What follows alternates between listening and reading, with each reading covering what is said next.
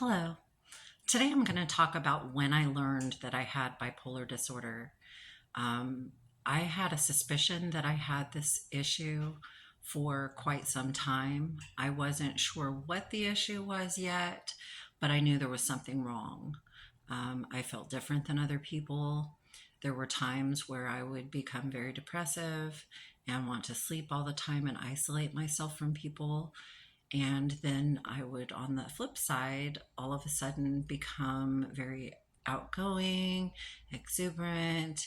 I would do things sometimes over the top. Often I was too much for some, and and I knew that I felt different. I wasn't really sure. When I was with a therapist in Illinois, she gave me a workbook. It was called the Bipolar Workbook, and I went through it and I started to find points of identification. And that's my purpose for being here, is for anyone that feels just a little off. They might hear something that I say and say, maybe that's the issue. And maybe that'll be the step that point in your life where you can find some answers and some solutions that will help you to navigate your issues better. So I speak solely as from my experience and from the experience that I've witnessed in other people. I did grow up around bipolar and schizophrenia and some real bad clinical depressions in family members in my lifetime. And so I do have some knowledge of illnesses that come from our brain, and not as a professional, but just as an observer and as a person of the community. Um, when I first was diagnosed with bipolar disorder, it was in 1997. I had come through a very bad bout of depression and had sought help at a hospital. I drove in there. I said, "Hi, if you don't take me, I'm going to hurt myself." And they said, "Come on back." And I stayed 4 days there and received excellent care. The problem is I had no health care, so they couldn't do anything else with me and sent me on my way with some medication. Unfortunately, it turned out to be some antidepressants that did not respond well with my bipolar disorder, and it kind of put me in a manic episode that was quite scary.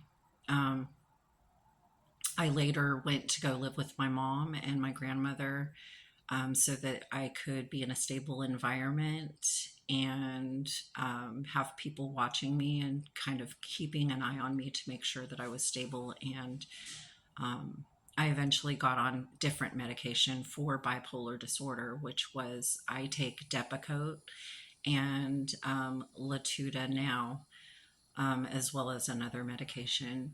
Um, that helps to balance out my mood and stabilize and take the edge off of some of the overwhelming feelings that I have and some of the depression. It helps quite a bit with that.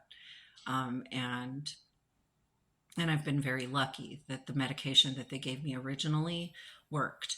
Um, I've known people that have started taking medication and it didn't quite fit. So always talk to your doctor. I always did that, and well, not always. I learned to do that, and because this has been a journey, this is something that it took several years for me to reach a space in myself where I could advocate for myself.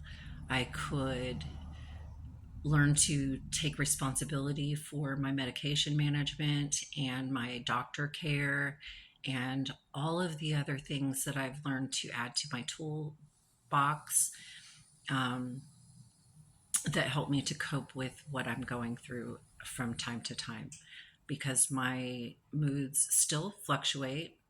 I still have moments of imbalance where I need to add more coping mechanisms to my day, to help balance those things out.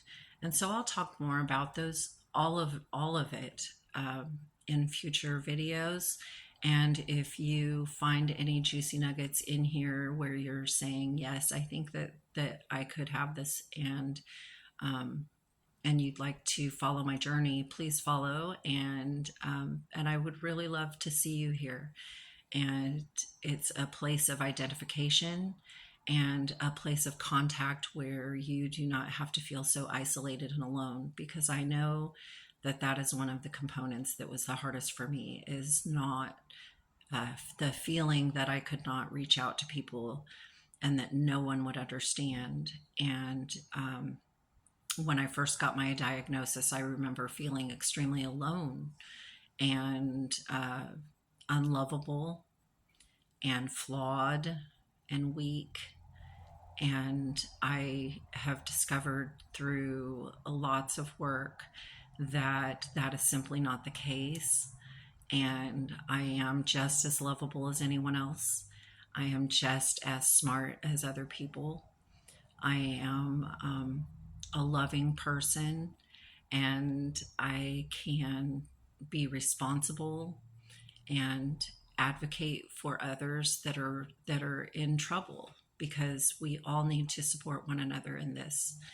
And so thank you so much for listening, and I hope you have a beautiful day.